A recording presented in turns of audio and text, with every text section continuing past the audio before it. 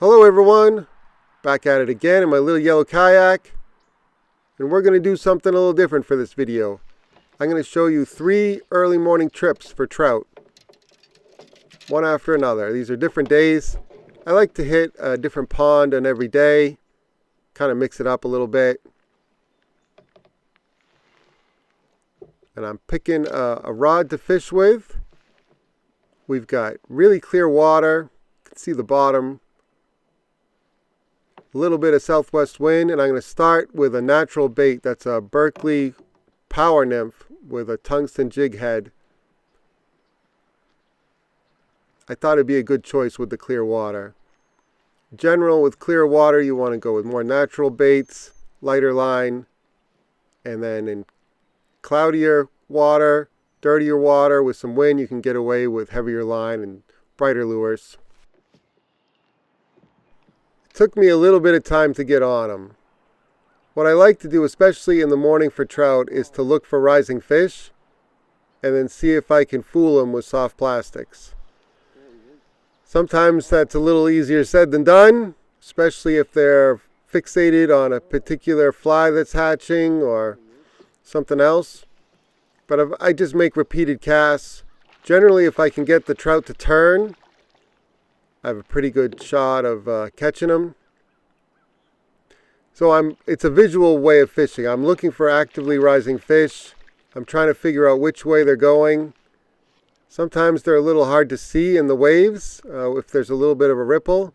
But on the other hand, they tend to bite a little bit better if there's a little bit of wind. So I'm actively, I don't know if the word is hunting, but I'm searching for fish. And then trying to figure out which direction they're headed, lead them a little bit with my cast, and if I do everything right, I get a nice brown trout in the net like that one. And off he goes. Now that I've got a general location in mind, and I've got one fish in the net, I'm going to keep doing the same thing. And it's mostly a swimming retrieve off the edge of the side of this point. It's not really much of a point, it's a very minor point. But for whatever reason, there was a few fish stacked up here in the morning. First one I got was a brown, and then the next few were rainbows. And I got another one in the net.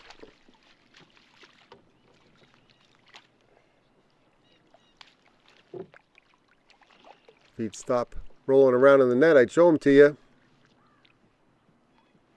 All fired up. There he is. The hook just fell out in the net, so no issues there. So like I said at the beginning of this video, this pond has very clear water. I would call it a classic kettle hole pond, where there's shallow water on the edges and then it transitions into deeper water in the middle. And I'm trying to set up the kayak right on that transition line. I don't have any electronics on the kayak right now. I can just look over the side and see, okay, I can see the bottom, and on the other side of the kayak I can't see the bottom. Now I'm on that transition, I'm on that slope. That's right where I want to be. And I'll either fish, depending on where I see the fish rising, I'll cast right to rising fish, or I'll fish along that color line, or in slightly deeper water. Early in the morning, the fish tend to push up a little shallower, and then when the sun is bright like it is right now, they'll be a little bit deeper. There's another rainbow. Easy release. Off he goes. Alright, same thing. I'm casting out away from the color line. I think I saw a fish rise up ahead of me. I was headed back to the ramp at this point. So I made a cast out where I saw that fish rising. And if I can get him to turn and follow the bait, generally I can hook him in the end. This one followed it for quite a while before he eventually ate it. Right there. There he is. Loosening up that drag. Got a pretty light line. It's 4-pound nanofill and a 4-pound leader. The nanofill is good line as long as you're fishing in open water. If you're fishing with weeds or sticks or anything abrasion causing, nanofill doesn't like any of that stuff. But in a straight pull in clear water, it casts far and it's pretty strong for its diameter. It's nice and quiet through the guides, casts far, smooth. But the abrasion resistance isn't great. Alright, this is the next morning. I'm at a different pond. The water's even clearer here. You can see the bottom in probably 15, maybe 20 feet of water. We've got no wind, and it's cold. There's a little bit of sea smoke on the water. You can see my breath as I'm paddling along. There are a few guys fishing near the boat ramp when I launched, but there's nobody else out here in a boat, and I think that's because it's just cold. I warm up once I start paddling, and I've got those fleece gloves. Those fleece gloves are great down to, if there's no wind and sun like it is now, they're good down into the 30s, and it's in the 30s now. But these are not ideal conditions for a trout. The trout generally tolerate cold water pretty well, better than bass. But the activity level will go down a little bit when it's below, I don't know, 35 degrees. And I think that's partly to do with just the temperature, and they're cold-blooded fish, but also their the flies that they like to eat when they're hatching. The hatches slow down, and just everything is slower, and the trout tend to follow suit. But it's a lovely morning. I like heading out into the sea smoke here. Just beautiful. And we'll get on some fish in just a minute. It took me a little while to dial in a bite. Right here I'm waiting and watching for a fish to start rising. As soon as I see one rise, I try to lead it a little bit. If I can, I try to see which direction it's heading in. These fish gave me a lot of trouble though. I got a few short strikes in the morning, and I eventually had to switch that lure. It was a Berkeley Power Nymph onto a rod with straight 2-pound monofilament. So no nanofill, no leader, no knots, just straight 2-pound Maxima Ultra Green. There's a lot of 2-pound monofilaments on the market, but Maxima Ultra Green seems to be the one that performs best for me. It's very, very thin. And I've tried other 2-pound tests, and I have a lot of break-offs. As long as I have my drag set properly, and I don't do anything too crazy with the rod, I don't have as many break-offs with 2-pound Maxima Ultra Green as I do with other brands. That's the best brand of 2-pound tests that I've found. But the trick really is to use 2-pound test when you have conditions like this. Ultra clear water, zero wind, bright skies, no clouds. This is a tough recipe for fishing in general. The trout get a good look at the line, at the lure, and they seem like they get their PhD in how to avoid being hooked. And the 2-pound test can change a day with no fish into a day with a few fish. I wasn't gonna, go crazy on them today. It's just a tough bite today. But with the 2-pound test line, I could get a few, and I was happy with a few.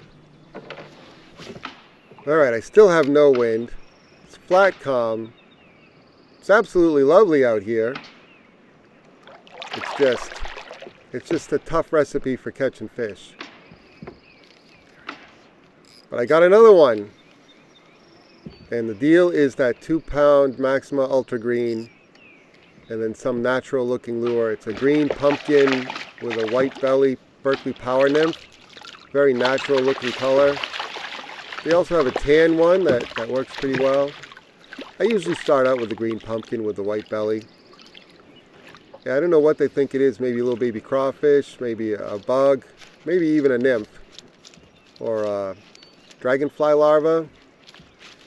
Whatever it is, they eat it in these conditions better than some other lures that are maybe a little bit brighter or a little bit more imposing, I guess. Alright, this is the third morning. I'm headed out onto a small pond. the visibility here is a lot less than those other two ponds. And I've got a fairly heavy south wind that's going to be building as the storm gets closer to us. I've got my rain gear on just in case it starts raining. And I thought, this could go one of two ways. Either they're going to be really fired up ahead of the storm and eating well in the wind, or it's going to be a tough bite. And it ended up being a lot tougher than I thought it would be. I had a few short strikes, and I think my problem was, and I realized it a little bit too late, is that I needed something a little bit brighter in the cloudier water, and I ended up eventually going to a yellow and white tube with a piece of real worm on the end of the tube, and that seemed to do it for me. I think the trout were having trouble finding the other soft plastic offerings in the water. That's just a theory, but for whatever reason they didn't want the more natural colors. They wanted that bright, contrasted yellow-white tube with a little piece of worm dangling off the end. But it took me a while to get there. I'm fishing the south end of the pond. I'm in the lee, and I'm fishing a wind line. I just dropped the fish there. I'm trying to get him to come back. Eventually I did get him. He's a little bit long and skinny. Sometimes when fish are a little bit long and skinny, that means they're holdovers. He was jumping all over the place. He almost landed in the cockpit of the kayak with me.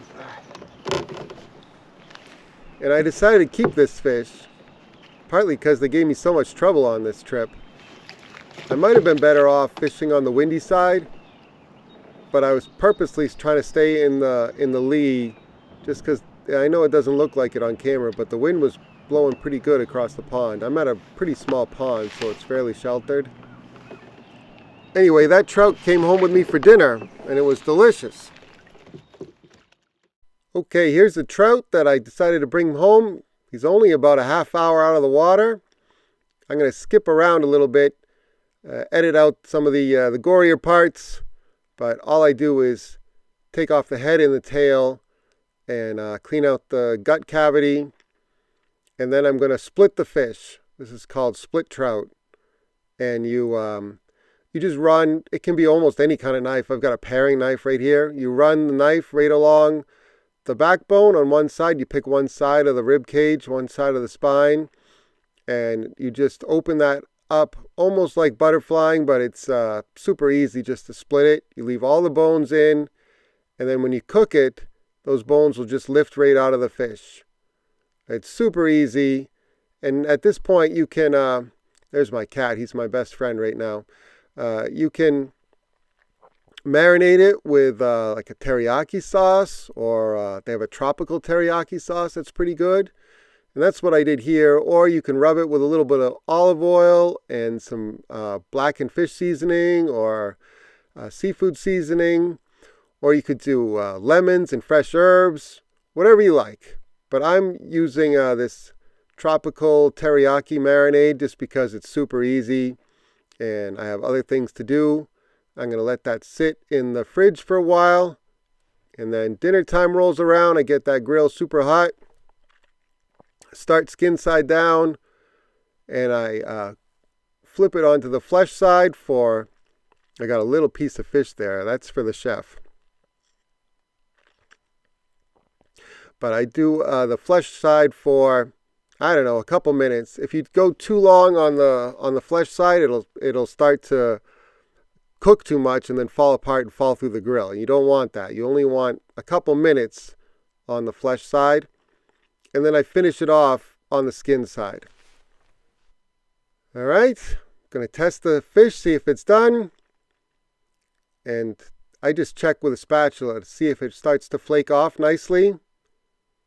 As soon as it starts to flake off, it's done. So I'm just pushing the spatula in a little bit, and it's not flaking off, and I can feel a little bit of resistance. It's not quite cooked all the way. So I'm going to give it another minute on the skin side. All right, a minute later, as soon as I push on it with a spatula, it flakes up. That means it's done. You don't want to overcook your fish. All right, there it is. There's our split trout ready to go. You could have a side salad with this or veggies. I just cooked up some rice because it was easy. And there I'm lifting the bones right off the fish just to show you how easy it is. They come right up. The other side's a little harder. You got to work at it with a fork or tweezers. But it's not too much trouble. And again, it's easy. All right, thanks for watching. I'll catch you on the next one. See ya!